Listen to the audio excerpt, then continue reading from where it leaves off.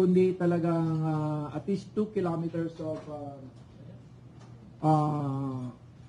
vertical, 2 kilometers of plume of pyroclastic density current. So, ibig sabihin, ito po yung nakakapatay talaga sa mayon. Hindi naman ang lava, dahil ang lava, pababa, saka yung magma. Pero yung pag pumutok yan, 2 kilometers, ang laki. that's the problem. Pumutok. That's the problem. Ang mayon naman kasi, it may look complex to many of you, but for as long as there are no people inside the 6 kilometer or the 7 to 8 extended danger zone, then things should be normal, business as usual. So you just have to have no people inside the danger zone and take care of the evacuees so they don't return. The rest should be normal. So taking care of the evacuees, we have to thank Secretary Rex that he's done a fine job.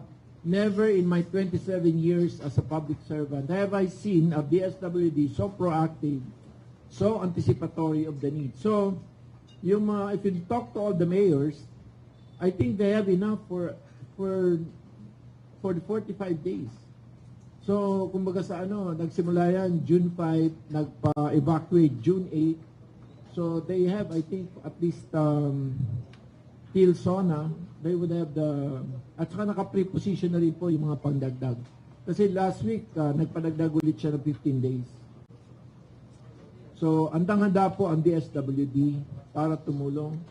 So, wala akong reklamo. So, yung mga ibang bagay na lang po siguro, like water and sanitation and hygiene, usually yung tubig, inodoro, paliguan, tapos yung panghugas, na panglaba, yun talaga po. At saka syempre, yung health, but the health naman, the DOH has been proactive also. They provided 1 doctor, 4 nurses every 12 hours for all the 32 evacuation centers.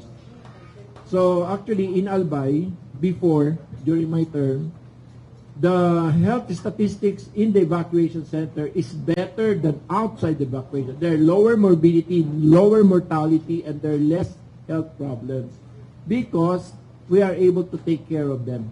When you were the governor? Because they are inside the evacuation center. And then because they have so much time, we're able to provide them with more textbook training. We're able to provide them with more special education, yung mga dagdag na kaalaman. So, in agriculture, so when they go back, they're actually more empowered and more capacitated. So, dapat ulitin yun sa evacuation? Mukhang, I think, it's already in the muscle memory of Albayanos. Okay. So, alam na kagad nila. Alam na lang kagad nila kung saan pupunta. Alam kagad nila kung sino magbibigay sa kanila ng daily ration nila. Walang pila. Kasi may template na. If you look at the evacuation center, I would like to know from the media whether they have videos of queue or pila. Because pila is an insult to human dignity. Biktima na sila, papipilahin mo pa. So, you don't make them queue for something that they deserve. So, you can see that the baranganic structure, as if they were in their normal barangays, are still followed. So, yung mga purok officers and their family leaders, so, binibigay sa kanila yung kanilang mga rasyon at sila nagdi-deliver. So, it's delivered. It's not just like what we did as an example. Nagbigay sa akin po ang Jollibee. So, para mawala yung monotony ng kanilang diet. So, lahat nabigyan po ng 31,000 chicken joey. Chicken joey? So, at 1 day or how many days yun? 2 days. 2 days. Chicken joey. Baka ulitin ko pag nag-signal for, alert for. Ngayon, anong signal? But we're prepared. We're prepared. I think we're prepared. Okay.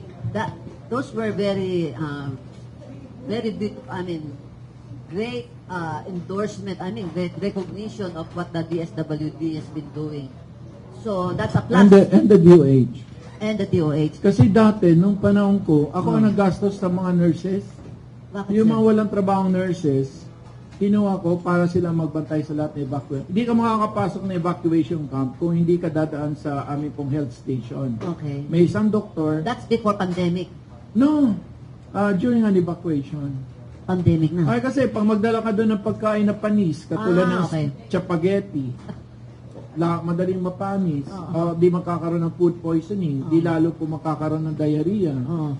So, malaki po ang pagbabantay. Yeah, that's why I tell you that the health statistics inside the evacuation camp is better than the health statistics out. The health situation is better than outside or before evacuation.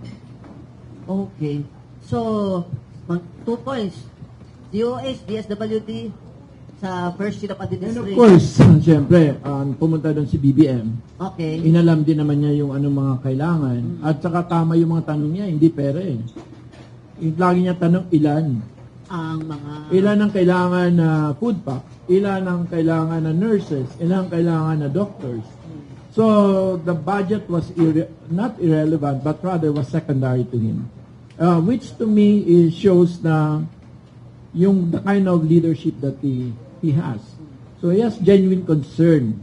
So, rather than talk about pesos and cents, he was talking about anong laman nung food pack, ilang araw ba yan maglalas, ilang beses ka ba magdi-deliver. So, that to me is really an authentic leadership.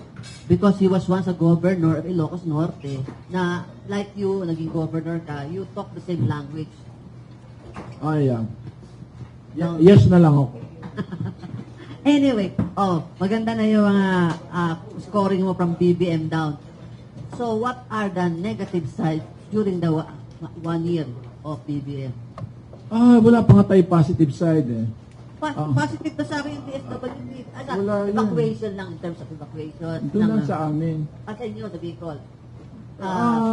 This is the 2023 budget is the first budget, is the earliest budget to be approved Yeah. since year 2000. Ganun katagal? Ibig sabihin, all the other budgets were approved late. Oo, yes. In fact, reenacted. So the first BBM budget was the first budget that was earliest to be approved since year 2000. Tagal ng gap. It shows the benefit of the 62%. At the end of the day, we will come back. Did he use the 62% or not? Because that's a very big political capital for him. And he must use it for good or for the best. Okay. And that goes also with his Vice President? Tama. With his Vice President.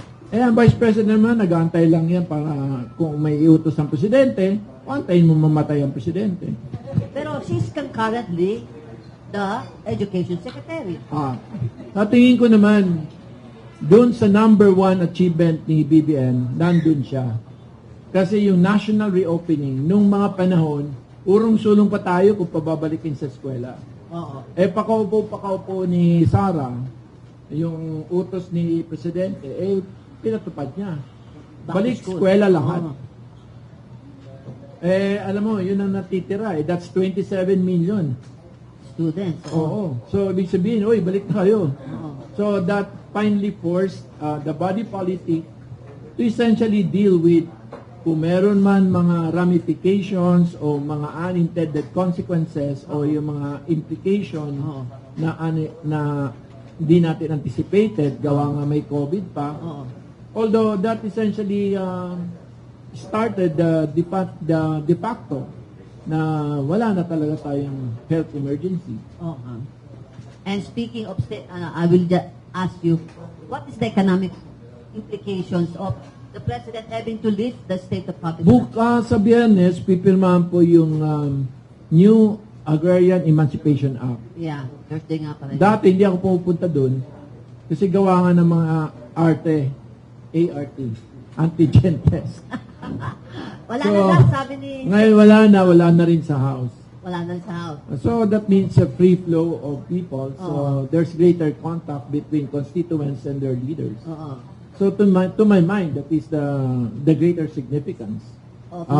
Maliban na lang sa nakakatipid ka doon sa ART expense, etc. But basically, it shows that we are fully reopened as an economy. And speaking of concurrent cabinet post, BBM is the concurrent agriculture secretary. And last night, he made a statement himself ordering the DOJ, NBI to look into the onion cartel. How is he faring as agriculture secretary? It took him almost 1 year to act on that complaint. Ang ibig sabihin niyan,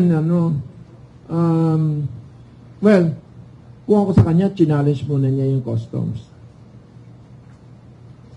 Kasi agri-smuggling eh. So, yeah. Sino ba in charge nun? Siya kasi agriculture secretary. Customs naman ang nagbabantay ng ating border protection. Tinanggal niya first custom niya. Pinilitan naman niya. Oo nga. So, ibig ko sabihin, I hope na it should have done it first with customs. But he has done it already. Wala pa ako nakita na inutusan niya eh, na ang customs na ano. Wala namang na jail. Nobody's getting jail. Kailan pa? Walang takot. Kailan pa sa istorya ng Pilipinas na may nakulong dahil po nag-smuggle? Wala nga ako ma-recall eh. So, tax evasion meron ba? Wala pa rin. Ewan ko ba't may... Because that really reflects on the capacity of this country, of the state, to tax the rich. Which is the single biggest flaw of our nation in terms of our character, national character. The biggest flaw of our national character is our incapacity to tax the rich. Bakit yung mahirap ba nag-i-smuggle? Yung mahirap ba nagta-tax evasion, wala nang income, mag-evade pa.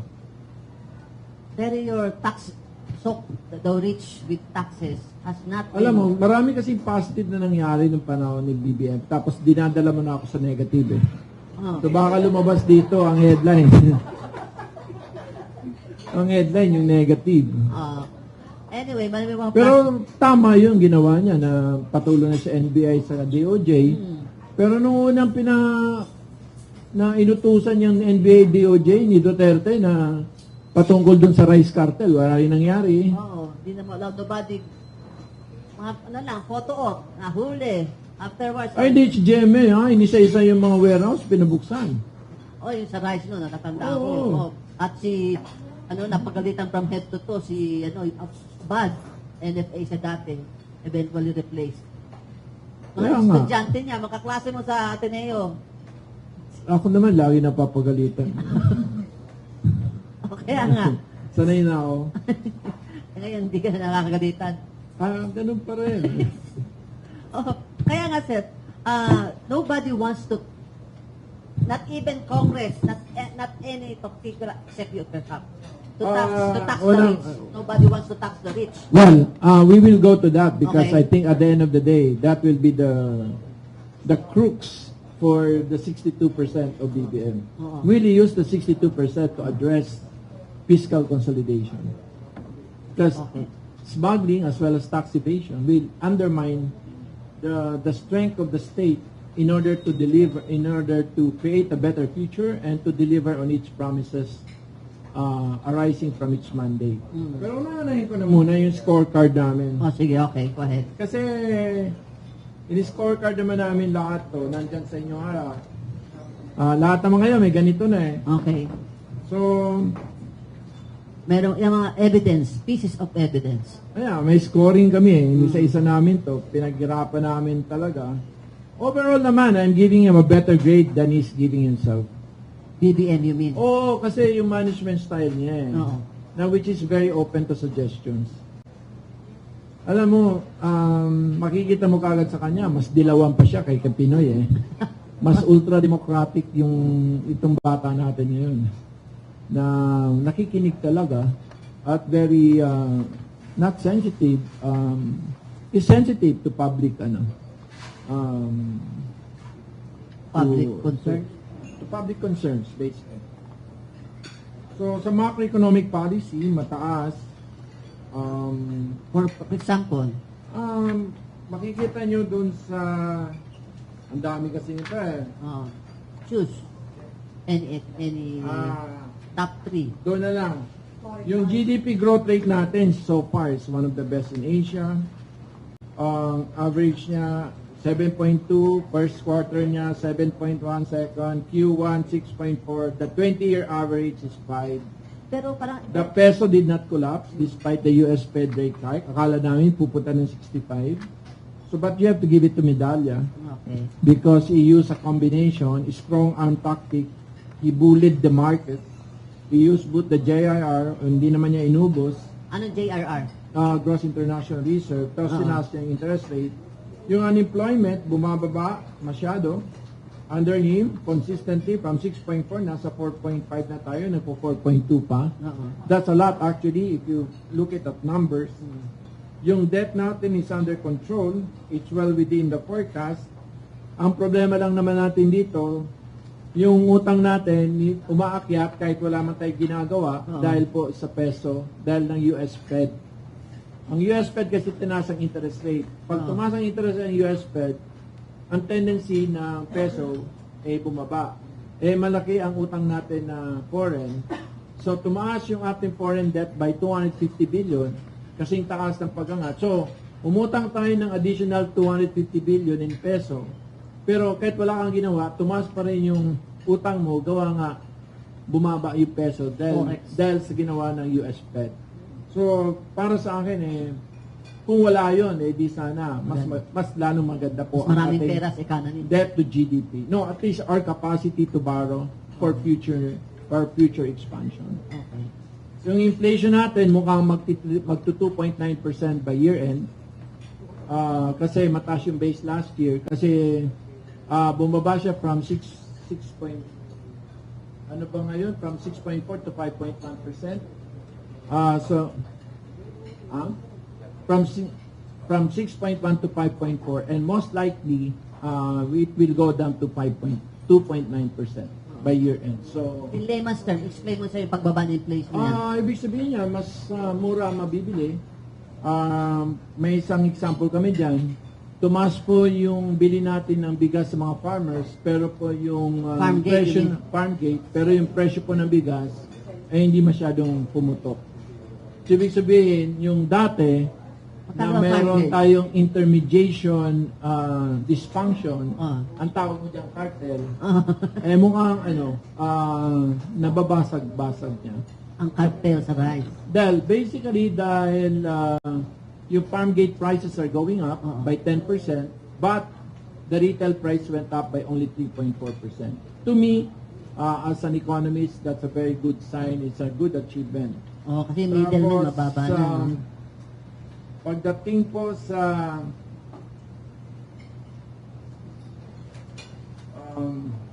rice farmers are getting paid more. Mga 3.6 million farmers yan. Yung tourism, sinabi ko nga, it's increasing. On 2021, in the first 5 months, 46,000 lang ang turista. May pandemic, sir. Siyempre. Pero, kung hindi umakyat, kahit wala ng pandemic. Tsaka hindi lang nag-double. Yung magnitude naman. So, noong 2022, naging 206,000. Tapos this year, nasa 2.7 million. Laki ng more than... More than 10 times. More than 10 times. So, may mga bagay na hindi basta-basta nangyayari kung wala kang ginagawa na mabuti. So, mukhang may ginagawa na mabuti ay Secretary Prasco. I'm not here to defend her, after attacking her so much now. Alam mo kasi, siya po yung spokesperson ni Inday. So, siya nasa sala. Ako naman yung taga-sulat ni Inday. Ako naman yung nasa kusina. So, sa yung Rosa noon, Rosa. Tapos may Maharlika Investment Fund. Ayan, sige. Na dati po nakadepende ka lang sa budget. Ngayon po, ito ay isang pondo na pwedeng gamitin para sa development. Kasi dati yung 5.7 trillion mo, nandun na yung pasweldo, nandun yung pension, nandun lahat. Ngayon ito purely for development. Finally, it is there, and soon it will operate, and therefore invest doon sa mga malalaking high capitally intensive na jobs generating na kailangan po natin for competitiveness.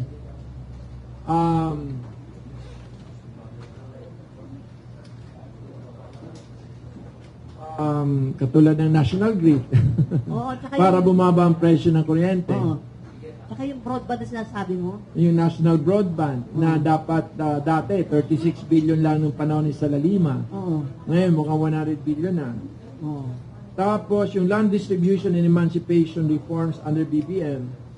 Bukas nga, sabi mo mag-ano. Sa Biyernes. Biyernes, Thursday sa atin. Yung papatawarin lang 65 billion lang. Pero ang epekto sa ekonomiya nito 654 billion. Wow. Kasi nga yung inutang nila naka-freeze. Oo. Parang zombie. Oo. Tapos, hindi magamit yung lupa, nawawala namang kapital yung farmers. So, hindi na pupunta yung lupa kung saan maganda ang return. Kasi walang kapital, nawala yung landlord, walang utangan, walang market. Ngayon po, dahil po ito although the conversion is subject to other laws, but the transferability is now 3 years. So, we will liquefy the rural property market. So it will have this will be the hallmark of the Bongbong administration. Batas mo yan, di ba? Batas mo din yan. So basically, 629 billion ang epekto nito sa ating ekonomiya. 629 billion. At ang epekto nito ay kung nasaan ang 74% of poverty. 74% of poverty is rural. Oo, yan. So, ito naman sa legislation, 4 na batas. 40 po ang nasa lidak. Lahat na approve ng House. So, 36 pending in the Senate. Ganon na. Lalo ka, ang sipag-sipag mo sa Ways and Means, ang dami mong, technical working group ka pa nga, even adjourn yung session.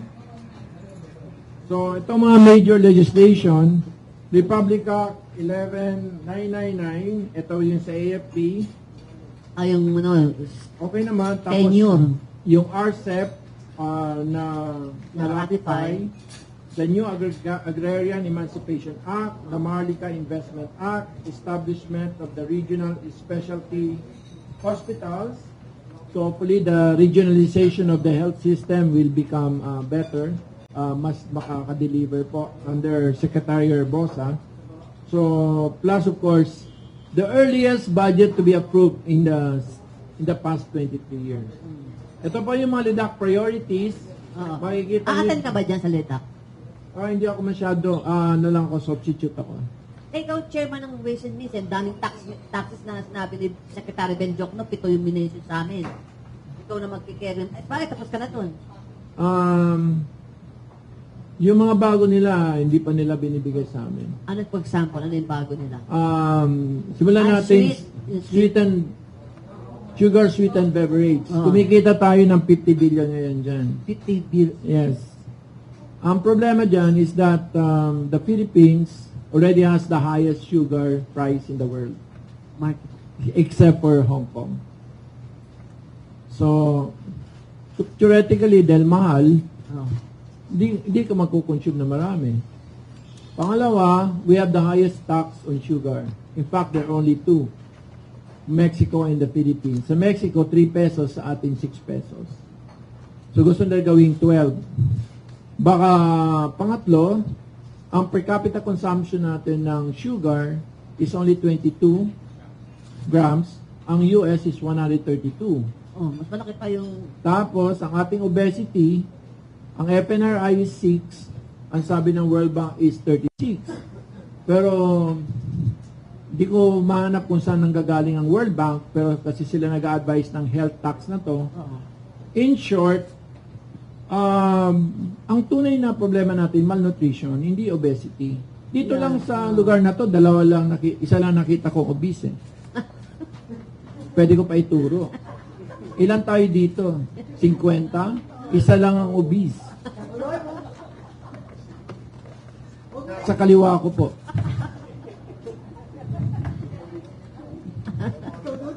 Hindi, si Weng, open mo. So, I think I will be very careful about it. Okay.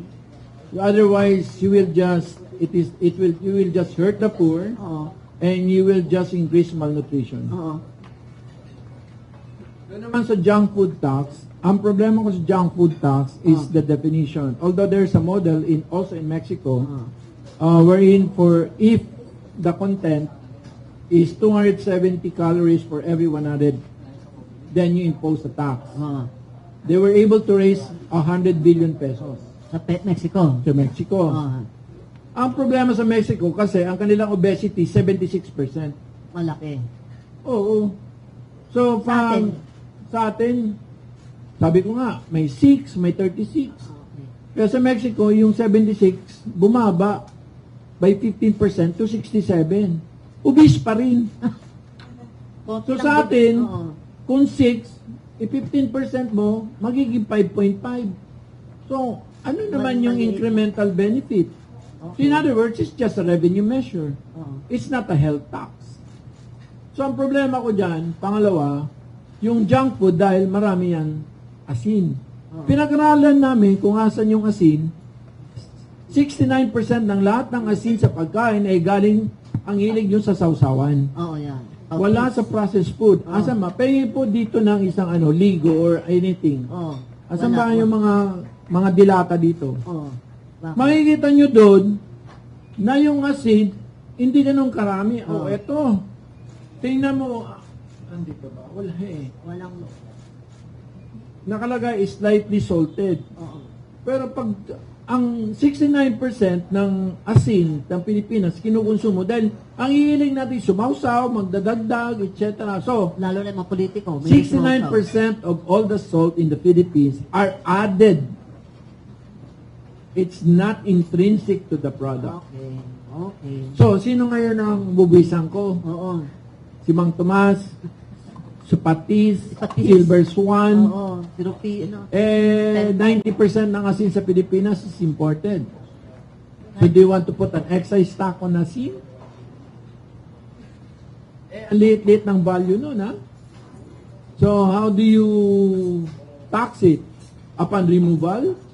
Nasa barko pa lang, bibilangin mo na, tapos cha-charge mo. Sinabi nga ni Secretary Penjok na mas malaki pa yung administrative cost. Yun ang problema ng junk food tax because we have an FDA which does not have a capacity to measure. O ngayon, ang sabi nila, paano naman yung Lucky Me? Kasi sa ibang... Exempted daw. Well, ang reklamo daw dahil meron niya mga chemical na pinagbabawal. Aspartame. Ewan ko kung ano. Ano ba tawag nila doon? At sugar pa rin, aspartame. Yung preservative. Kung tinax mo, you still allow it. So the only way to do it is prohibit it. So ibig sabihin, wag mo papasukin. So, a taxation will not solve the problem. Okay. Because if you tax it, you allow it. Di ba? So, I have problems with these two taxes. Okay. The junk food tax and the sugar sweetened beverage tax. Okay. Because it is most likely to be regressive, most likely to hurt the poor, and most likely will cause malnutrition. In trying to solve obesity, and there are only 6% impact in this group of 50 people, there's only one. And she's Wengo Peña. To name the sample. So why solve obesity, which is not the real issue? The real issue is malnutrition. So therefore, from the theme of it, you should tax the rich. We go back there. Okay. And what is the rich have? Cars. So you better have a motor vehicles road users tax. Ano yung luxury vehicles? Yes. Number 2, yung goods traded through the digital is about 800 billion. Oo nga. So, we're missing out 100 billion. So, if you can just implement the digital service and the digital tax on goods over... Kasama yan sa kailang priority. Digital tax. Wala naman yun sa sulat ng DBCC eh. Wala? Ano Wala. Yun? Saan galing yun? Eh, nandun sa Senate, hindi ba ina-aprobahan eh. Ayun, aprobahan na ba nyo? Sa amin, tapos na. Oo nga pala, nakalagay nga po. Yan. O eto, basahin mo, lahat ng pending sa Senate. Yeah. Oo. Lahat ng tax measure nandun na sa Senate eh. Except the sweetened Issue tax. paying taxes. Kasi nga, I don't see any empirical evidence that it is good for the people, alam mo, kailangan may logic. Kung may masasaktan, dapat pasiguraduhin mo, masasalo mo. That totally destroys the argument of Secretary Benjok no last Ay, week. wala, hindi ko siya kaaway. Yeah, pero sa nasabi niya, ang justification nga, yung to improve, for, this is a health tax, this is for to improve the nutrition. To make people more malnourished? Based on That's the only thing you have in your table. And then you take away their means of access to it. At tapos hindi naman problema. Nakapunta ka na ba ng Tondo? Lately, hindi. Sige, bilangin mo ilang obesity dun. Ang problema dun, malnourished, malnutrition, hindi obesity. Ang obesity nasa Forbes part. Okay. Pero sir, sabi So the rich can take care of themselves. And they have their own HMO to take care of them. It is not for the state to take care of the rich. Nabanggit mo nga yung tax the rich, sir. Isa pa lang yan, motor road users tax. Yung dalawa, yung digital goods, over. May 102 billion Diba yun. SMME Eh, yung isa, 52 billion. Yung digital tax, they always attribute it to the MSME ang usually engaged Alin? ng mga traded, online trading. Ay, ginagamit ng mga mayayaman by splitting it. Punta nga ng custom, they keep using the de minimis rule. Okay, yung pala yung The de minimis rule is if it's 10,000, lusot na. Eh, splitin mo yung 100,000 into 10 packages, then they escape the tax net. So, it can be Baka kailangan baguhin namin de minimis. it can be administratively, ano ba? Cured, di Eh, ba? ang administrative kasi dyan, Oo. kung honest to goodness lang ang ating BIR, Oo. eh kaya naman gawin yan eh. Oo, yeah, kaya nga. Eh, wala eh. Pag binigyan mo ng palusot, lulusot. Tsaka yung iba pang conspicuous luxury goods. Ay, nagdalawang isip ako dyan dahil gawa nga, it is recovery of our tourism and they buy Gucci here. Yeah. Eh, problema ko, paglabas nila, i-reimburse natin. Ay, sa tax yan, no? Tax, Oo, di ba? Tawag tax refund. Tax refund. So, pati yung excise tax, kung VAT lang, wala akong problema. Oo. Kung excise tax, ba't kakaproblema na ako? Dahil kung ang Gucci ay 100,000, ang excise tax ay 25, so 25,000. Eh, pumunta ka ng Singapore, nakikita mo na, sa bulsa lang. Nasaan na ba yung bag Tsaka ko? yung mga watch, di ba? Yung Ano yung bag ko? mamahaling watches. Nasaan yung bag ko? Ikaw, inawakan mo yung bag ko eh. Wala. Oh, yung bag ko pangalan, Baka nabawala nasa na. O yan, ano yan, nasaan? Ay, napansin ko nga. May bag ako dito. O, di ba? O, titingnan niya yung resibo. Tapos kukuha siya dun sa bag. O, tangin. O, isosole. Eh, putya, kung 25,000 na, Oo. anong tingin mo gagawin? Tsaka yung mga, di ba, yung watches. Hindi, anong tingin mo gagawin kung 25,000 na? Malaki-laki na to eh di i-reject mo. Okay. Paka-reject mo, actually, i-report mo. Ni-reimburse mo. Wala pa din yung corruption. Eh, yun na nga yun eh. Ayun, doon na pupunta. Instead sa government. Sobrang laki kasi ng excise tax on luxury goods. Yes. Na paglabas ng turista, pag dito bumili ng Gucci, Louis Vuitton, Chanel, yun nasa kanta. Ano ba yung kantang yun? Basta nandun lahat. So unahin na muna namin yung tax refund on VAT. Kaya nga di ako matanong yung iba pang tax kasi alam ko na Para masuportan Secretary Frasco. So once natapos po ang Senate doon sa EOPT, Ease of Paying Taxes, na-approve na sa House yung tax refund for tourists. Ay, na-approve na pare eh. Na-approve mo na? Kami, tapos na. In-endorse mo na? O, nandun na sila. Ba't Kaya yun? nga sa 40, 4 lang nagawa nila ng paraan. Doon na sa Senate. Oo. Pending, kasama yung pending. Kala ko. Oo. Yung dalawang, hindi ko natatanong yung CTRP 3 and 4 nasa pending. Wala na rin yan. Yung may bago din sila yung sa mining kasi re-open yung mining. Unang-una talaga maigi ang ano namin kasi talaga ang tunay dyan should be transfer pricing. Asan na yung status nun? Where it's in our committee and yung transfer pricing provision, yun ang mas mahalaga doon. Bakit sir? Kasi karamihan po ng mga miners natin, tinatransact sa Hong Kong. So, pag-alis natin dito, konti yung content, pagdating sa Hong Kong, binibenta nila ng tamang presyo. So, yung tax natin, hindi natin nakaka-capture yung full value nung full value so, we will deal with the transfer pricing. So, actually, we already have a fiscal regime on mining. It's in train 1. Oh, yeah. Nandun na yun. So, ang importante lang ngayon is the tax base. So, you're gonna expand it, increase the rate? We will just improve the capacity of the BIR and other government agency na dapat yung makapture natin yung transfer pricing anomaly in mining. Okay. Nabanggit mo, sir, BIR. About 2 days ago, the BIR announced more VAT exemptions on medicine. And Secretary Jokno was earlier telling us, i-review nila exemption kasi maraming leakages. Opo. Except for reasonable, kasi katulad sa medicine. Well, ito lang siguro na warning lang to our President. If you look at the first quarter figures, it's not so good. On what? Our tax to GDP has fallen from 14.6 to 12.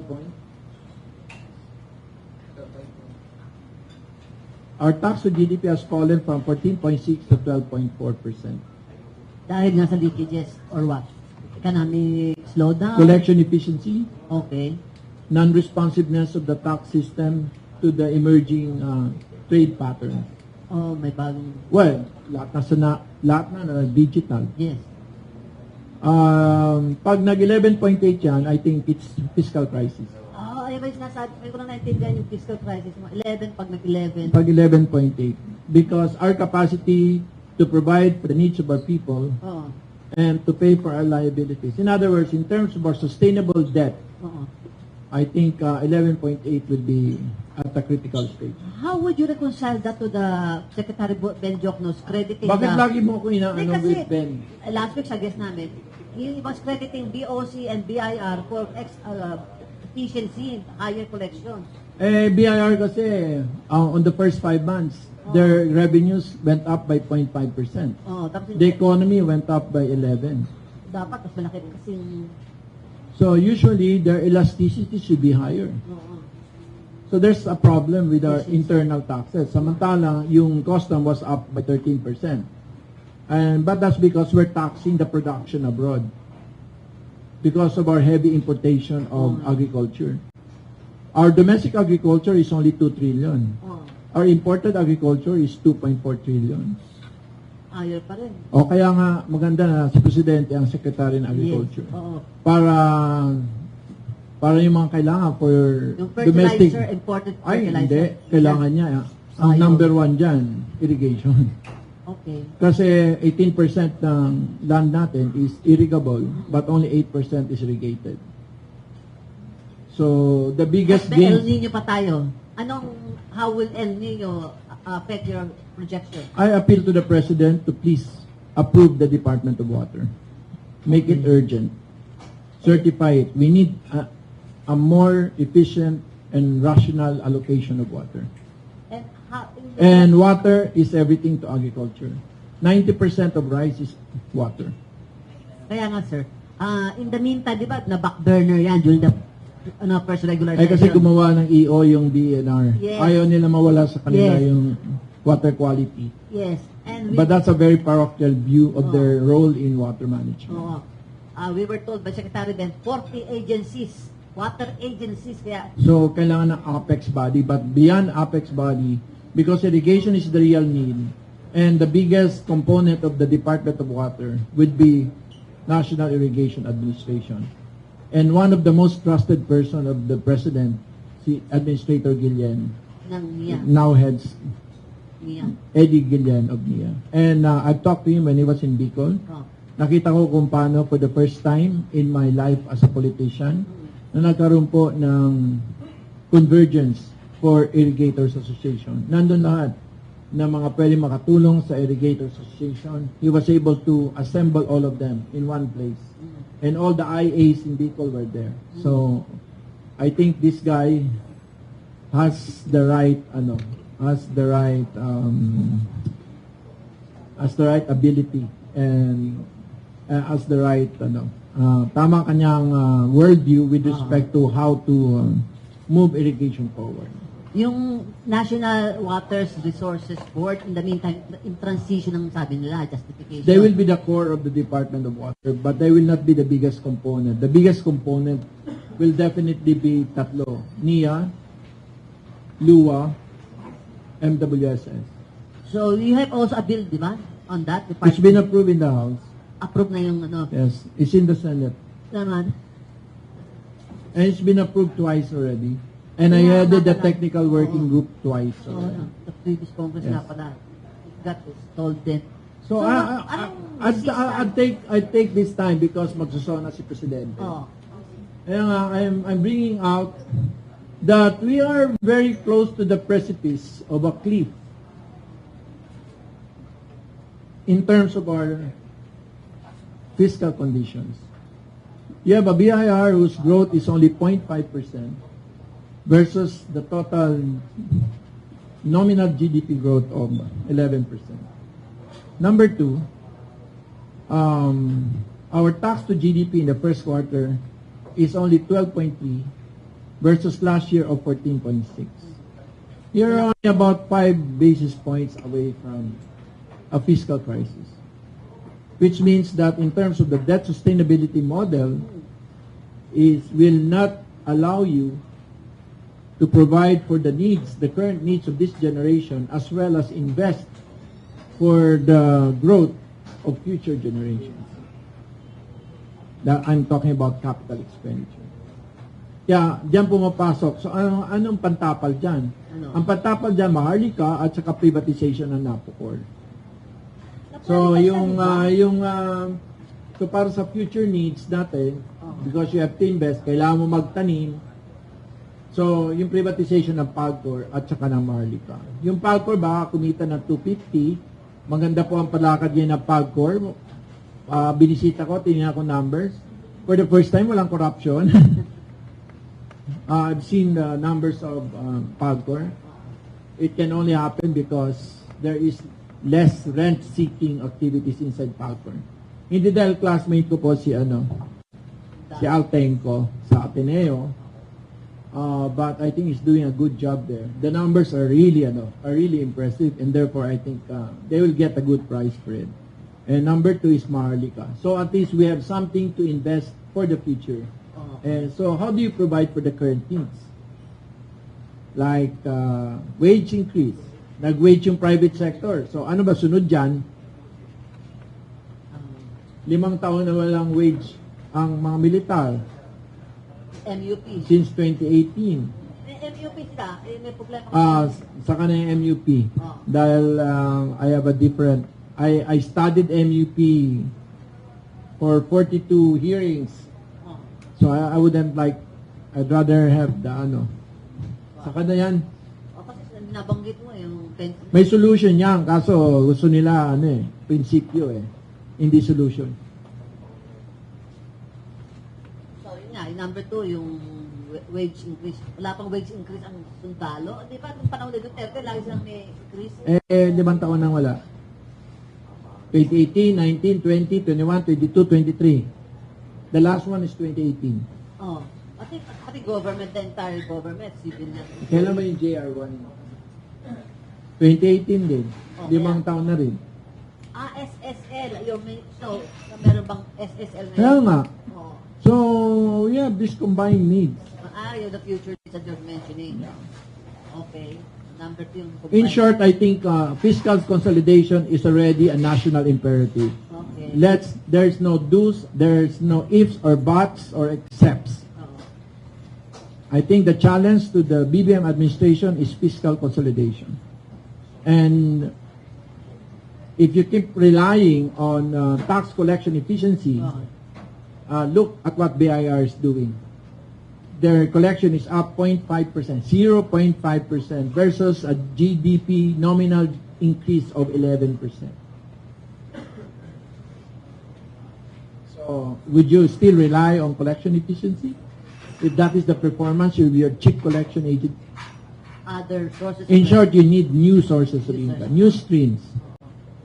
Yung motor vehicle user tax has not been adjusted since 2004. 20 years na. How much ang projection ng makakolect?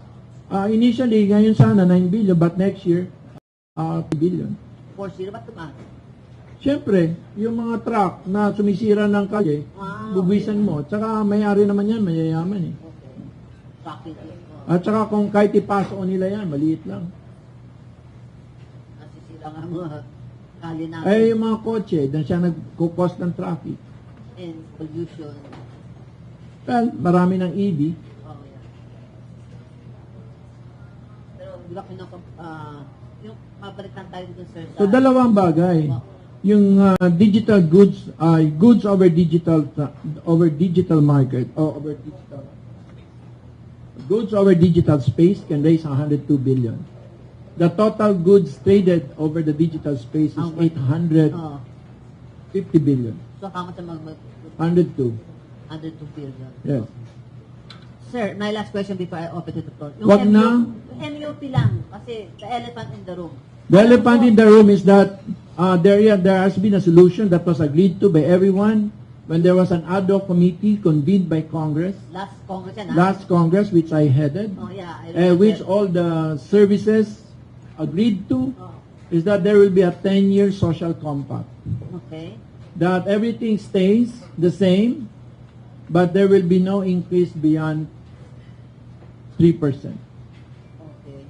So that will reduce yung 9.6 trillion na aquarial reserve deficiency is now computed at only 5.3 trillion. Okay. With this social compact, we can reduce it to 3.6 trillion. And it becomes less threatening to our fiscal standing. Pero, set aside yan, di ba, sir? Because, marami kasi na naasar sa prinsipyo ng indexation. Oh, yes. Problema niya, naka-index ang mga justices, naka-index ang maraming tao. So para sa akin, why don't we just settle first? It's not like kicking the bucket to the next administration, but rather this is a rational solution. By having a social compact with a uniform personnel, na wala nang 89% increase. So let's keep it at 3% for 10 years. So keep everything. One step up upon retirement upon 20 years, retirement at 56 years old. Everything is the same. But there will be a cap on wage increases which affects down the line. Kasi di ba, pagpasok mo ng militar, may increase ka ng 3%, mag-i-increase lahat ng tao pa. So, ang sinabi ko, okay, let's just have a moratorium on wage increases. Okay. And then, everybody should be, contributing. Because at this point in time, we need to consolidate, we need to come together on the more critical issues. Bigger picture. The more critical issues is fiscal consolidation. Otherwise, fiscal... I will repeat it. Let's confront the fact that BIR revenue growth was only 0.5% year on year versus GDP growth, nominal GDP growth rate of 11. That our tax to GDP from 14.6 last year is only 12.3% of GDP. You're 5% away from a fiscal crisis of GMA. Nung si GMA 11.10, nagkakandara pa na ako, tumambling na ako ng 178 presentation. Alam mo yun, di ba? I was presenting the entire fiscal we increased the VAT from 10 to 12%. We increased the oil tax from 0 to 12%. We increased the electricity tariff from 250 to 750. So basically, I think, do you want the same package or do you want to really come up with a more practical solution to the problem? The present version now is to increase contribution 5-7. Kaya nga, we were buying time with Maharlika and a privatization of Napocor. For now. But that's one-off. Once you sell it, next year is Eh, kung 750 billion yan, mag-yield ka ng, let's say, 5%. So, that's about 50 billion. What's that, the MIF? The MIF plus Napocor. Ay, Pagcor. Pagcor. So, magkano lang yung 50? Oh, kulang pa. Eh, ang requirement ng fiscal consolidation is 325 billion. Some economists, we need 500 billion. Para may space pang konti. Para we need space to invest for the future. Yes. Especially for our national ambition. Especially the... Ambition to be upper middle income. Okay. Definitely, there is a fiscal threat to our goal of being an upper middle income. But right now, wala tayo dun sa upper middle income. Middle income pa rin tayo. Well, it will weigh down on our capacity. Remember, some of our costs are already fixed, like NTA is fixed. IRA. Okay. Our interest cost is being managed well, but you can only do so much. Taon-taon, nangungutang tayo ng 1.3 trillion for deficit. Yeah, para sa budget. Plus yung nag-mature na 600, so 2 trillion. So ewan ko, araw-araw tumatumbling si National Treasurer kung saan kukuha. 600 billion, interest payments pa lang yun. Hindi, yung maturing principal. Maturing principal. Okay. Kasi kasama sa interest yung kasama yung interest sa 1.3 trillion. Okay. Annual na deficit. Na deficit. Deficit. Okay. Mabuti na yun na magkaharap-harap.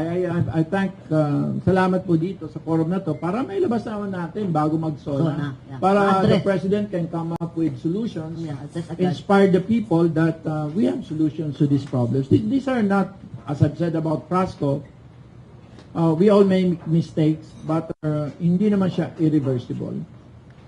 Okay. On that note, the floor is now open. No more questions. Please introduce yourself first. Let's start with the novela of PBB4. Wala yan. Hi sir, good morning po. Sir, kanina medyo nabanggit nyo at nasa presentation nyo, pero itanong ko lang din po kasi yung napaulat nga na utang ng Pilipinas ay umabot na ng 14 trillion pesos. Ano kaya yung pwede pang gawin ano po yung reaksyon nyo dito at ano pa yung pwedeng gawin ng administrasyon para mahandle? Tax the rich. And sir, paano kaya to makaka-apekto? Tax the motor vehicle users tax. Increase it. It's 24 years old. And number 2, tax all those goods. It's the traders who make money, not the consumers. Goods traded over the digital space. Opo. That's almost 152 billion. Opo. And second lang sir, from my end, kahapon kasi nabanggit ni House Secretary General Reginald Velasco na may LEDAC meeting today sa Malacanang. Medyo nabanggit yung na po kanina. Pero just to be clear, kasama po ba kayo rito at ano kaya yung... Substitute lang po ako. You mean substitute? Pag-absent si Saldico, ako. Afro. Pero so far, wala pa pong abisa sa inyo. Ibig sabihin, present sila.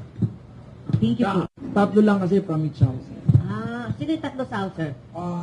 Bali, si Speaker, si Manjo, tapos si Saldi.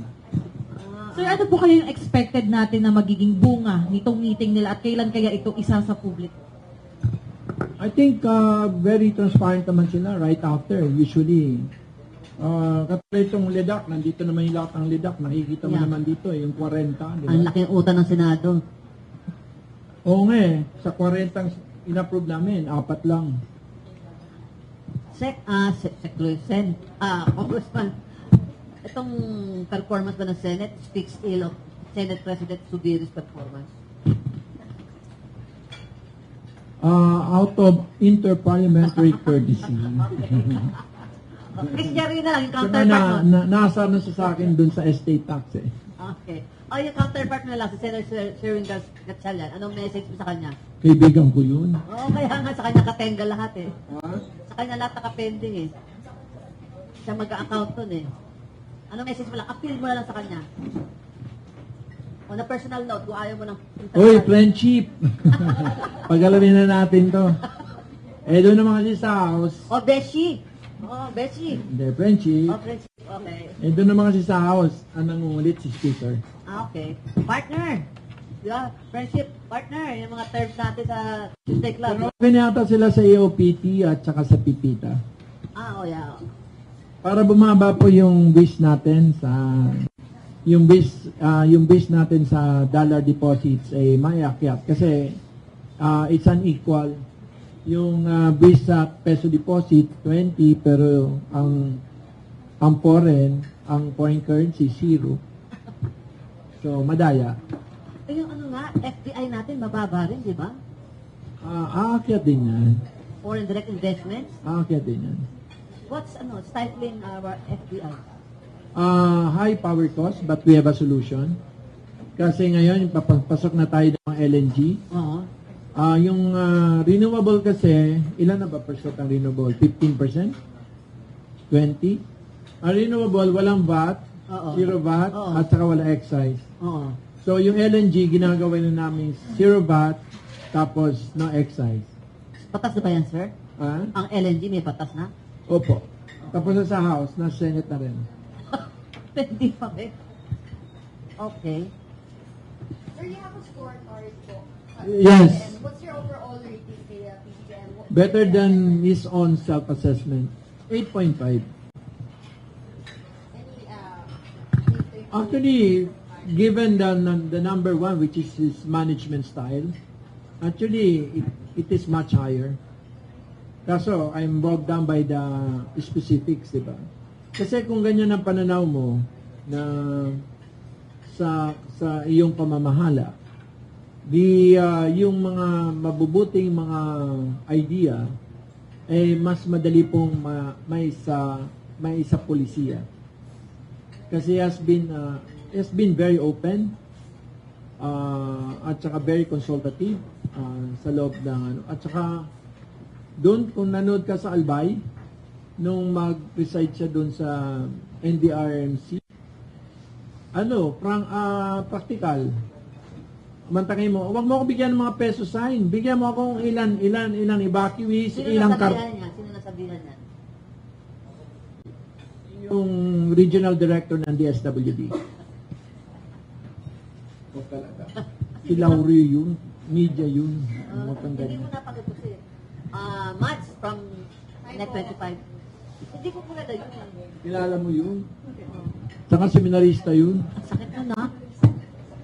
Hello po, good morning po. Mads po from Net 25. Sir, isa lang po. Walang microphone. Yes, I don't answer your chat.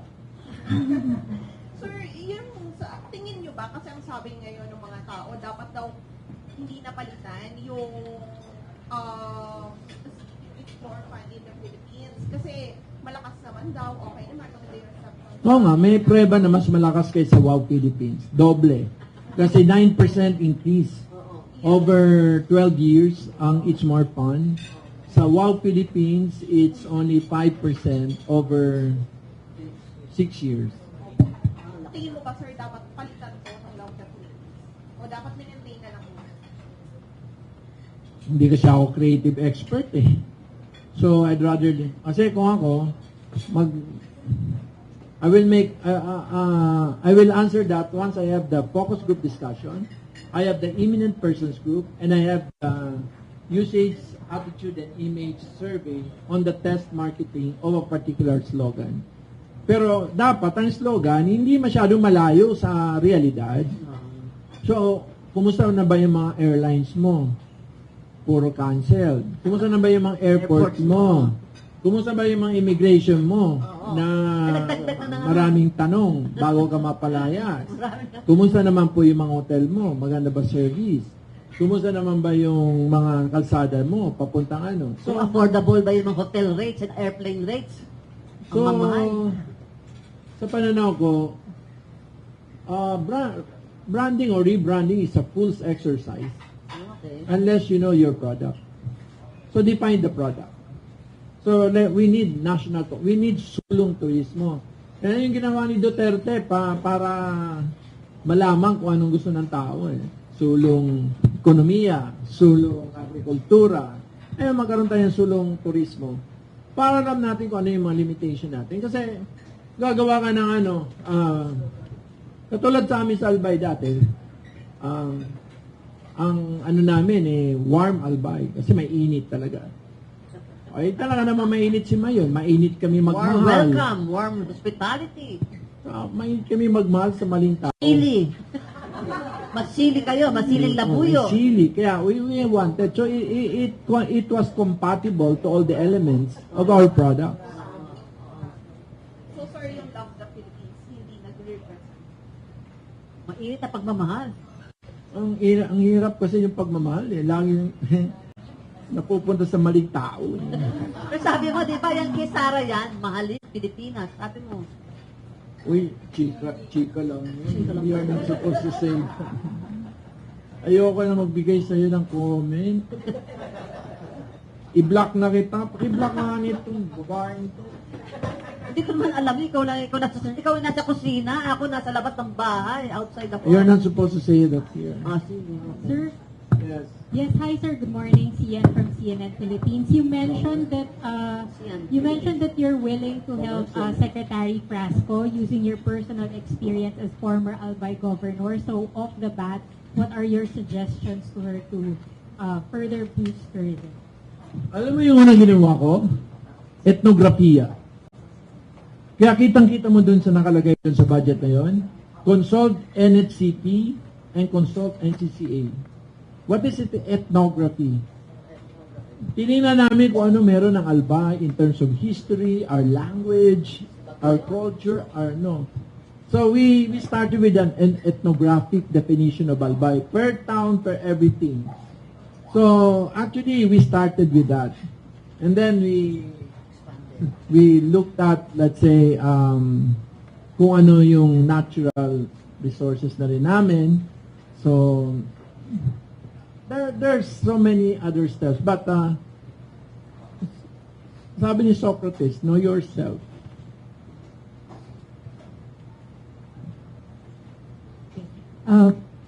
Sir, on another matter, sir, magsasona na po. What are your expectations or what do you want the President to say, especially with regard to the economy?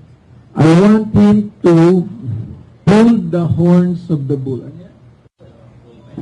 Pull the bull by the horns on the fiscal situation. Accept that we need fiscal consolidation. If your tax to GDP falls from 14.6 to 12.3, you need fiscal consolidation. Okay, tapos na? Okay. May follow-up daw. So please introduce yourself. Ganito lang yan, ma'am. Do you want it to solve it in an orderly, systematic fashion without incurring the unanticipated implication if you don't deal with it? To my mind, there's still space, there's time, there's 62% political capital for him to deal with this collapse in tax to GDP from 14.6 to 12.3%. Malaki yun. Kung i-annualize mo yung 2% of GDP, that's 440 billion. Hi po, Marian Enriquez from TV5. Sir, sorry, balik lang po ako ulit dun sa slogan o DOT nga po, rebranding. There are some calls po to yung sana raw magkaroon ng congressional hearing, may imbestigahan ito. What's your Oo, kasi puro chismis naman yung malabas eh. May Eric Mating issue na, may Paul Soriano issue na. So at least may labas doon yung ano yung mga dokumento. Kasi congressional hearing can ask for the documents where there checks signed, the vouchers, the bidding materials, the field jobs which are already not there. Kasi field jobs naman cannot be there forever, di ba? So after several weeks or months, napapalitan na yon. So we need to establish the case facts on this matter para we can make recommendation based on empirical data. Kayo po, sir, will you file for a resolution to investigate po itong matter? I think motu proprio si Nancy D9 is most likely to do it. Unang-una, we're 20 days away from the SONA, and then since it's not a new Congress, it's just another new session. So on June 25. Very well. The committee on... Ilang days na lang ba yun? 24. And then is 5, July 5. July 5. So that's 19 days away. So they can start asking for the documents, I think. May send-in question lang. May send-in question ba? Oo, ito. From Good morning. IBC 13, Sen Balesteros. Kasi mahihain yata siya. Kong Joey, do you think kayang maibaba sa 2.9% ang inflation ng bansa by Opo. year end? Ano po ang dapat gawin natin to make Kasi it happen? nasolve na natin yan eh. Through importation. Ano kaya ang rating ni No, Kong? because we liberalized 50% of our CPI is food. Yeah. And Consumption. if you liberalize importation of food, you get lower inflation. Okay. Good morning. Consumption driven tayo. Ang last question niya, ano po kaya ang rating ni Kong Joey kay VP Sara? Thank you. Sa education, mataas. Okay. Alam mo ba, sinabihan kagad ako niyan, oy, huwag ka magbibigay ng recommendation ha. Pag may recommendation, automatic. Not considered. Paka-pointies. Pero recommendation. Hindi, ibig sabihin, nag-recommend ako ng teacher. O nga.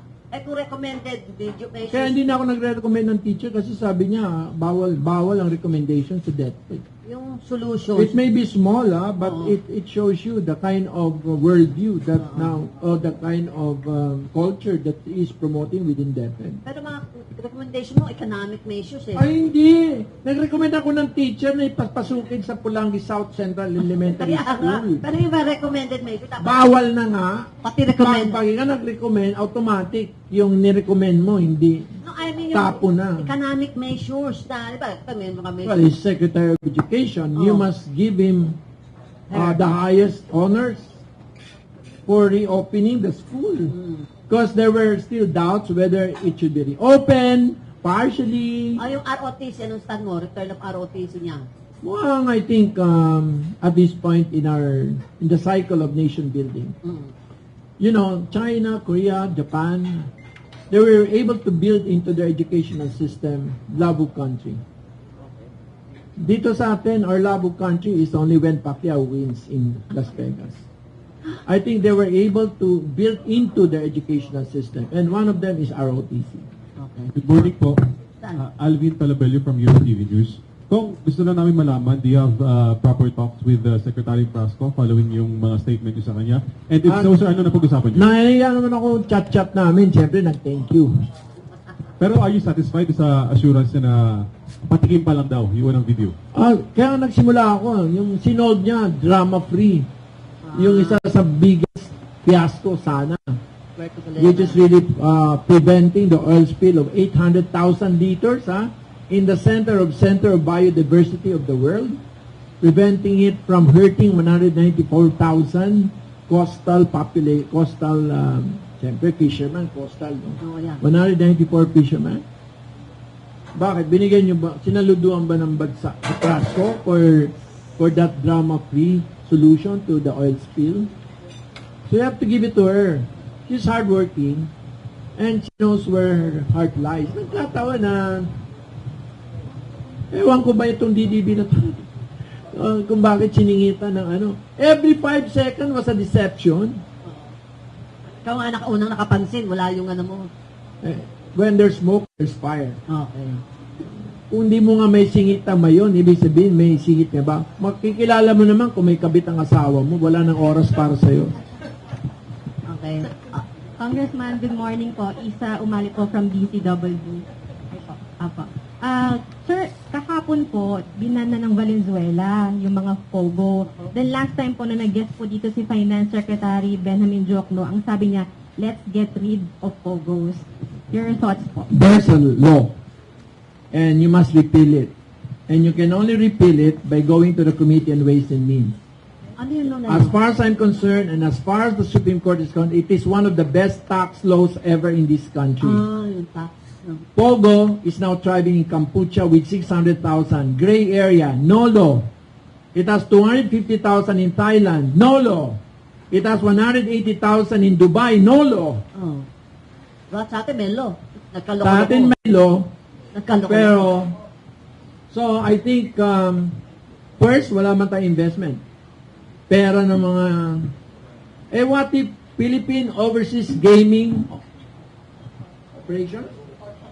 Operations. Paano kung yung overseas ka, no? Okay ka na? Kesyo in chick, kaya ayaw nyo. Paano kung ano yan? Papua New Guinea? Okay lang. So, I don't know where the reputational risk arises. Why is there no reputational risk in Cambodia? Why there's no reputational risk in Thailand with 280,000 pogos?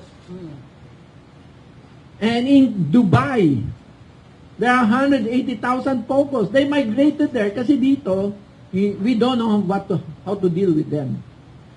Pero yun nga po, gaya po na nabanggit. Paano ba dapat dinidil yung mga pogos? Follow the law. There's a law. And that law is the most favorable law to the government. Mantay mo yan, mag-hire ka pa lang, magbabayad ka ng 50,000. Mantakin mo yan, kinikita abroad, tinatax dito. Walang ganyan sa buong mundo, dito lang sa Pilipinas. How much do we have earned from Pogo so 9 far? billion. But pre-pandemic, that should have earned us 42 billion. So, saan ka kukuha ng 7 billion? Kung bagsak na nga yung tax to GDP mo from 14.6 to 12.3, tatanggalin mo pa yan. O gusto lalong pumunta ng 11.8 para magkaroon ng fiscal crisis? You know what a fiscal crisis means, ma'am? Higher interest rates. Austerity measures.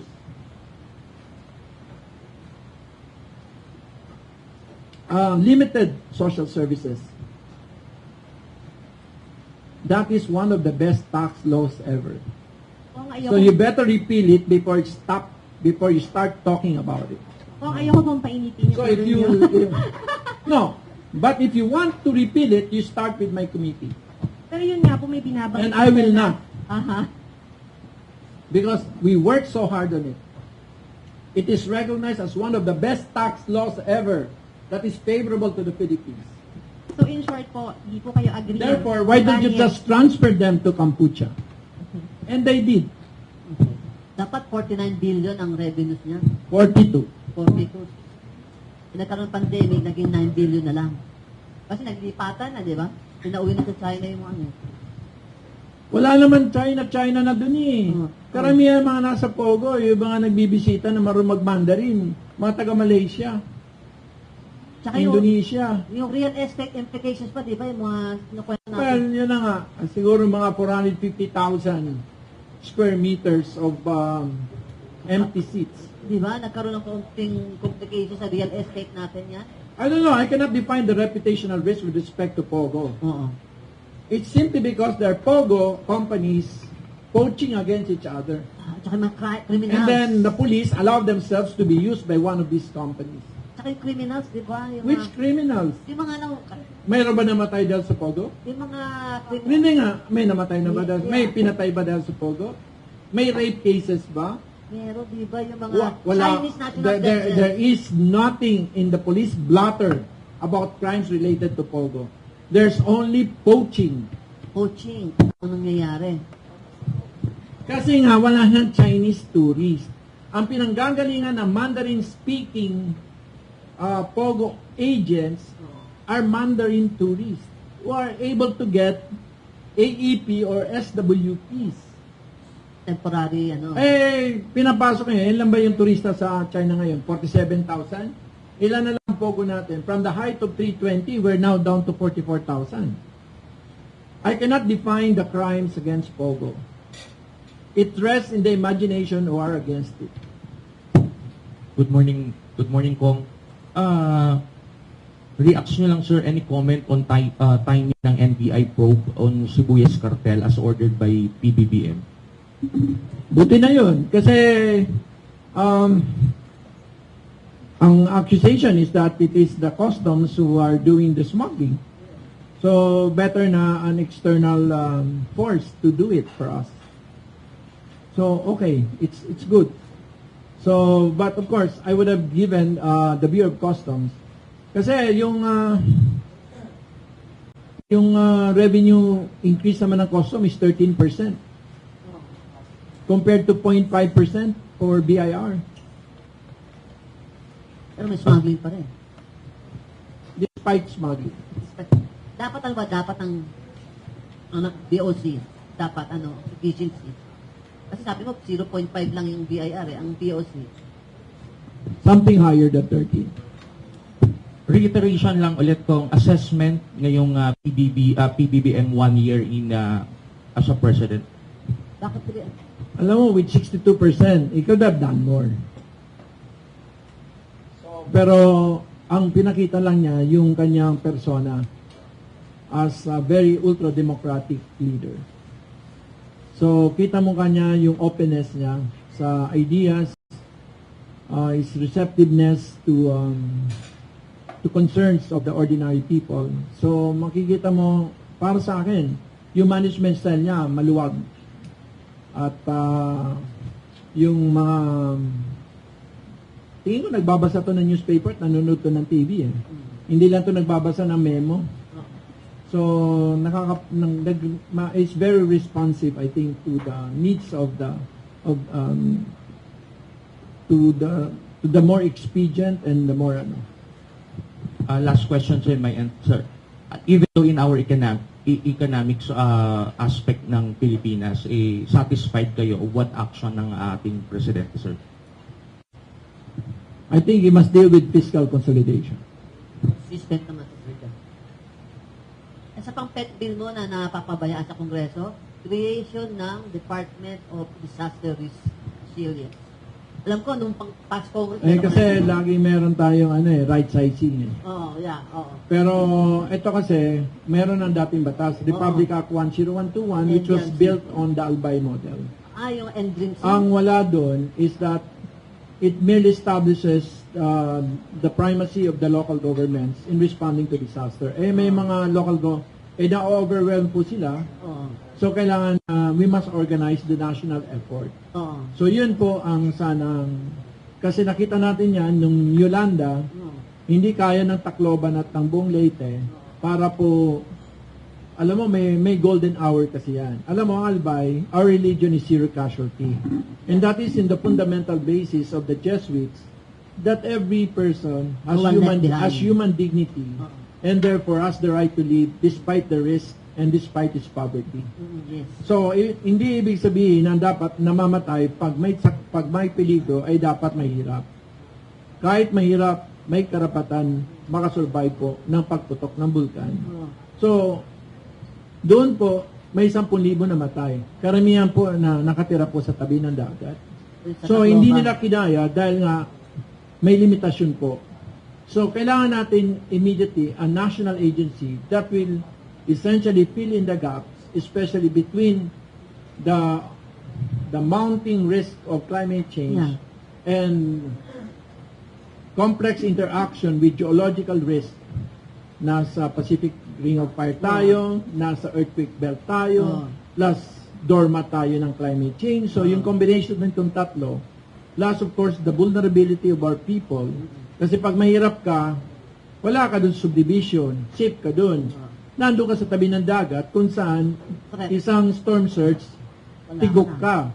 So, importante po ang ability ng national government na matulungan kaagad ang local government. Kaya kailangan po ng Department of Disaster Resilience. So, as far as you're concerned, you will push that in the common legislative to bring it back to the front. Lagi naman nandun Hindi nga, di ba pinakburn? Kaso it requires creation of new positions. So, ano yung bill mo? Ngayon, di ba, nirefile mo yun, na-approve na. 3 beses na na-approve yun ng House. It was approved under Gloria. It was approved under SLAB. And now it's approved again under Romualdez. Pero nakapenga doon sa kabila. Sa right side, sinuwan na Hindi naman, sa Senate. Kasi sabi ni Amena, Pangandaman. 3 beses na yan nasa Senate. Pinupush din ni Amena. Kaya 3 beses na rin nandun yung CDC. I filed the CDC 1 day before the first COVID in the Philippines, January 29. Nakatenga din yan. Virology, di ba? That would have provided us the basis to lower or increase our health emergency alerts. Tapos yung BIP, Virology Institute. Hindi sa 1 billion? Hindi, iba wala yun. Kasi may good virus, may bad virus. May virus para sa tao, animal, at saka plant. Oo. So, akala nila, lahat ng virus ay tao lang. Oo, kung may ASFM nga, may bird avian flu. Kaya nga, ngayon, yung mga manok doon sa Albay, hindi pwede dalhin sa Cebu. Dahil avian Dahil flu. sa AI. Ano AI? Avian influenza. Kala ko, artificial intelligence, your favorite topic also. Ay, yung ASF, ganun din. Oo. Hindi ka rin makapag-export ng baboy. Baboy. Oh, there's no inter-island. Meron ba? There are limitations to inter-island transportation of figures, han? Chicharon, bawal. Ano? Ganun ko. May question daw. Hi, Cong. Good morning. Kung balikan ko Please lang identify yourself. Sorry. Marco po from SMLA. Balikan ko lang yung issue sa DOT. Given ko yung class ko dito. Gaano kaya kalaki ang tama sa police in the following days? Nag-away na ba kayo yung jowa mo? Dumadaan din yan. Wala naman namatay. May nagkamali. At Pagpatawad. at the end of the day, it's a question. Do you think Secretary Frasco is competent? I think she is. It's just the confluence of events, together with, of course, the negligence of DDB that led to it. So, in short, the adverse impacts are reversible. In fact, it can be overcome. It can be turned into an opportunity. Bakit opportunity? Alam mo ba, from 6% of total budget noong 2012, ang DOT, ngayon down to 2.4% of total budget. Tapos sisisihin nyo pa. Ngayon sa 2024 budget, you mean? O 2023. 2023? Ayan o. Tumataas po ang budget ng Pilipinas ng 11.8% per year. Pero ang budget ng DOT increases by 1.3% per year since 2012 to 2022.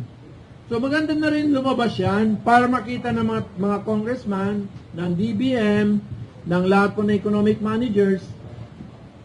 Ayan, pinagtipid nyo. Kaya tuloy, yung footage ng ibang countries ang sinaksak dahil kulang yung budget. May existing footages naman tayo, ba't hindi ginamit? Kahit existing yan, binibili yan. But that's our property already. Binibili niya, pakabili mo. Kaya nga, sinasabi, my goodness, if your budget is 6% of total budget, your tourism budget is 6% in 2012, now it's down to 2.4%. And you expect a miracle? Ano yan, multiplication of loaves? Sa Bible lang nangyari yun.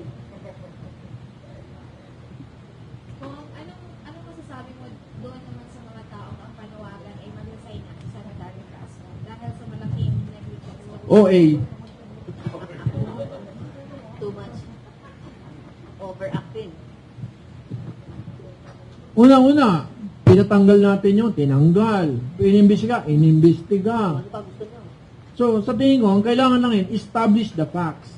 And nag-internal investigation siya. So, yung internal investigation niya, isubmit niya sa Congress. Yun ang dapat. And that's the necessary logical next step for her. Para naman, alam namin, baka naman talaga may pumirma na cheque. Binayaran ng 49. Kasi mukhang Pandandil. wala. Kasi wala daw, sabi niya, no public funds were spent, sabi niya. No public funds were spent, sabi ni Secretary Frasco. She's on the record saying that. O bakit hindi nyo gamitin ang reputational risk ngayon? Bakit puro sa pogo nyo ginagamit? Sir, hirit lang ako. Sa tingin niyo po, ilan yung mga additional na funds yung pwede natin maibigay sa DOT? Kasi given nga na maliit na naging fund nito, the president. Unit team. Tulungan natin. Kasi naman, Diyos ko naman, matapos mong kalbuhin ng budget, hihingi ka ng pagkataas-taas na performance.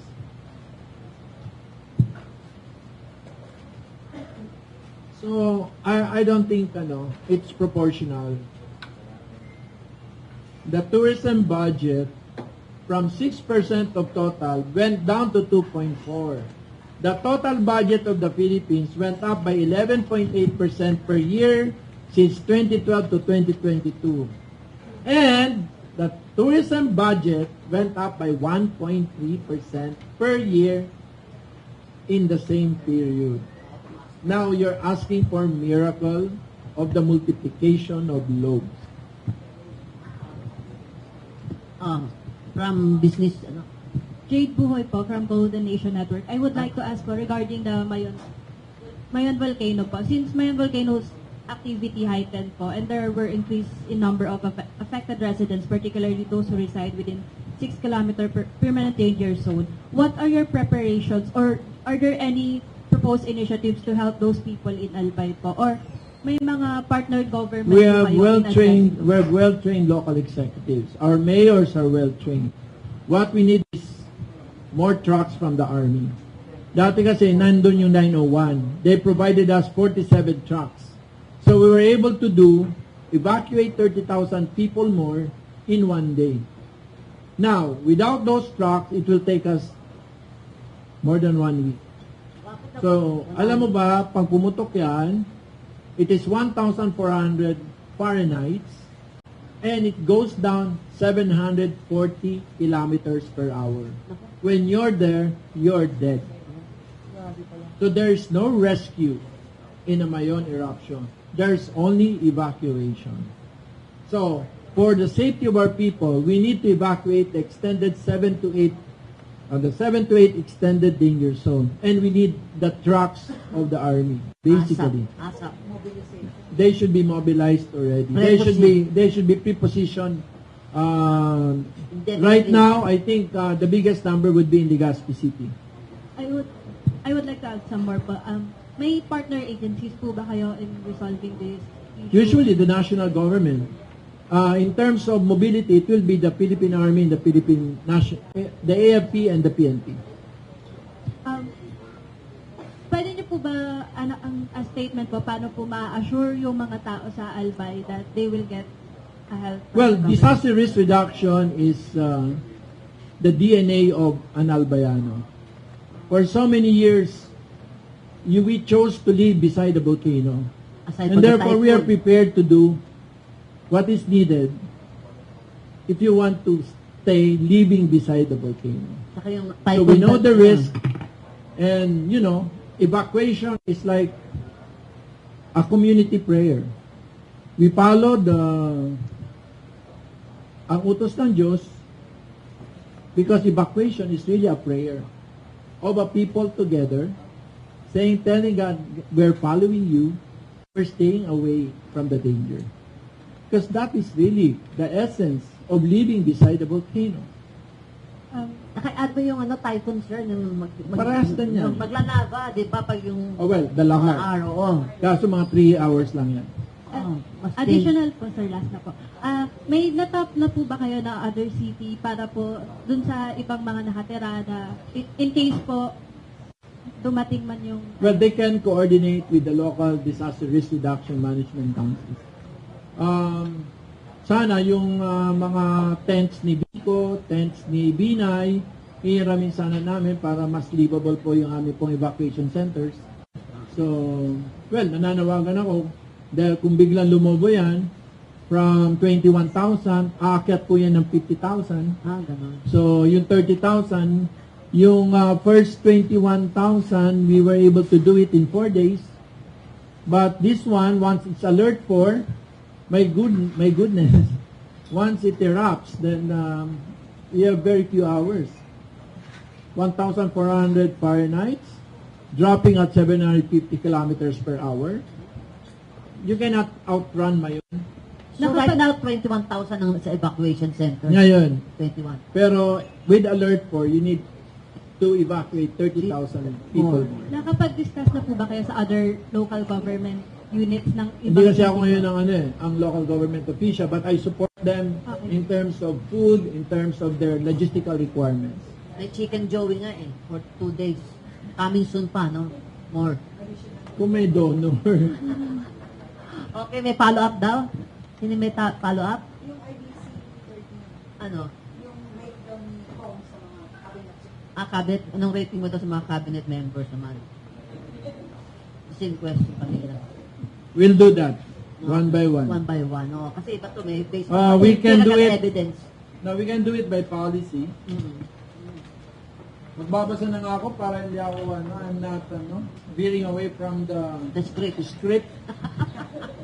Whenever I veer from the script, I get the headlines, but it takes me to trouble.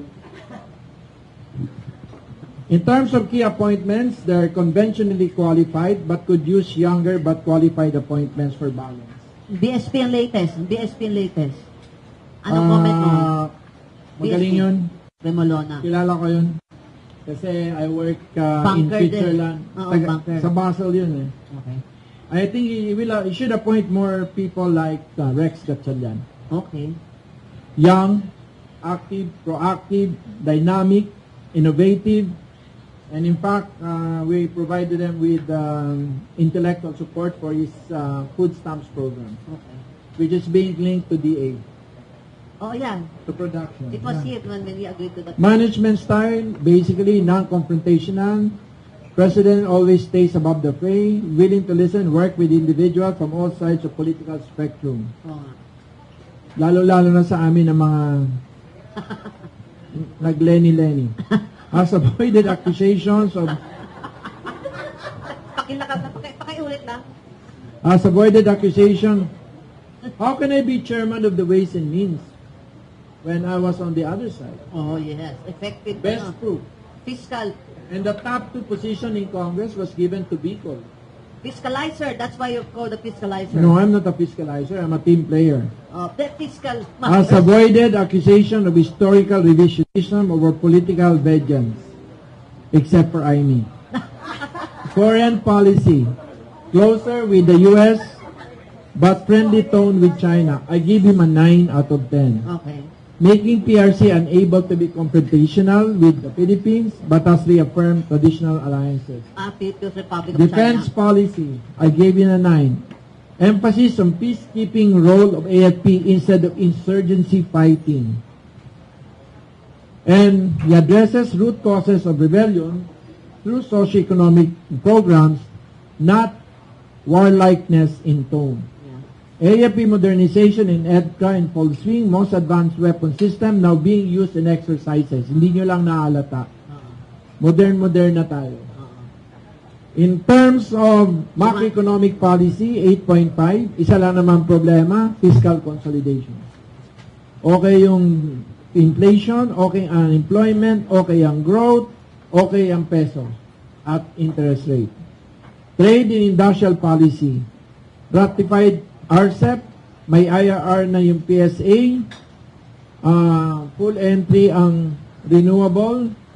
Problema, there's no comprehensive strategic investment priorities plan as required by CREATE.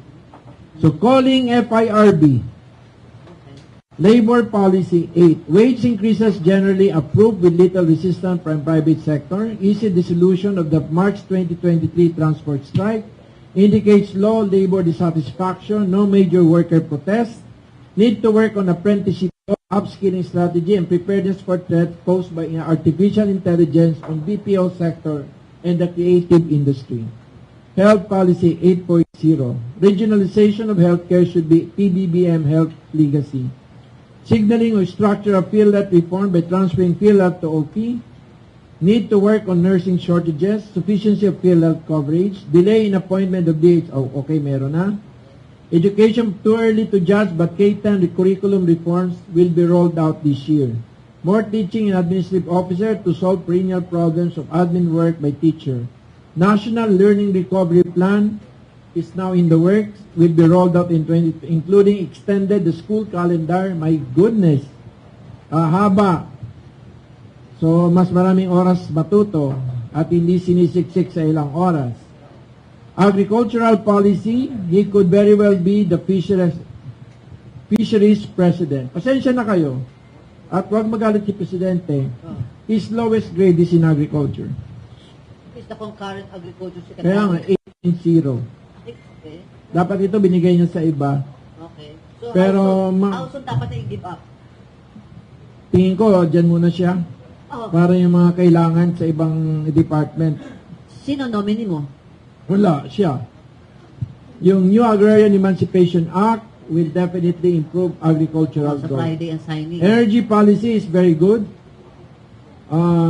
Yung Renewable Energy Law IRR, PSA IRR, issuance of Wala pa EON. yan mga yan. Andito na. I'm talking about achievements. Activates. So on the average, it's 8.41. Okay. The only one law is in agriculture. Agriculture. Kasi nga, para imported tayo, consumption-driven ang ating economy. Ano ba dapat idea? Yung sino ang nominees mo sa agriculture? And then, bawal yan. Wala akong nominee dyan. Cabinet Ayan rating. yung cabinet rating. So kung sino man yung cabinet doon, yun. Ah, okay. Okay. Sino pang may tanong? Kasi wala na. I will ask our guest today, our the resident economist of the Congress is, ang fiscalizer ko is fiscal, hindi Zea. Fiscal matters. You're the fiscal expert. Okay, sir. Your closing remark, or your appeal, or your last words to this, Kapihan. Just like in the case of Prasco, I think, let's help her. I would like to summon all the collective energies, imagination, as well as the innovation of our nation. Tourism is one of our sunrise industries, one of our few sunrise industries. We can easily double, triple our tourism. Kung may airport, Ayun pala kung may airlines, kung may hotel, kung may kalsada, but those things can come after. So, ang importante po talaga, just like our president, he needs to make very difficult decision on his second year. Kwento mo muna yung Bicol International Airport mo kung paano, how fully booked. Yung airport ko po has 12 flights. Despite 12 flights, A day. Despite 12 flights, only to Cebu, wala kaming Davao, wala pa kaming Clark, wala pa kaming All from Manila yun. Manila and Cebu lang. And Wala pang, It's always- Bicol and Manila. and the cost of the ticket is 12,000 instead of 2,500. Mahal naman. That's because Mayon is erupting. Pag hindi You have to stay overnight. So, pag hindi na nag-airpang may bababa ng airline. Bababa ng konti yan. Yung road travel, kasi nang inaano ko, iniinda 10 hours. Diba? Wala bang remedy doon? Roro. T5 ni Ramon Ang. Bakit? He has already proposed a toll road going. Pero wala pa.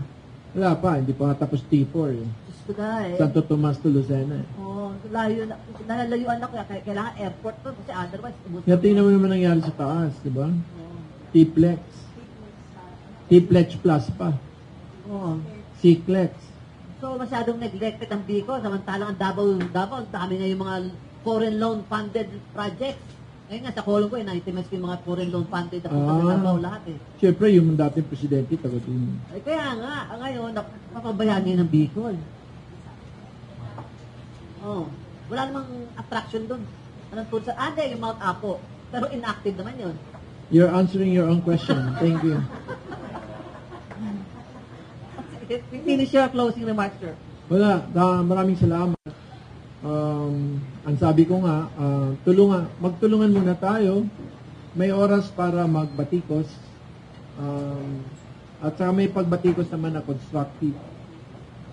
Ako naman, ginagawa ko lahat. Ewan ko, ilan na lang nakapending sa komitiba ko. Lahat nandun na kay Sherwin. Technical working group ko nga, maski adjourn na session, natatawa ako sa iyo, ang sipag mo eh. Hindi man ako masipag.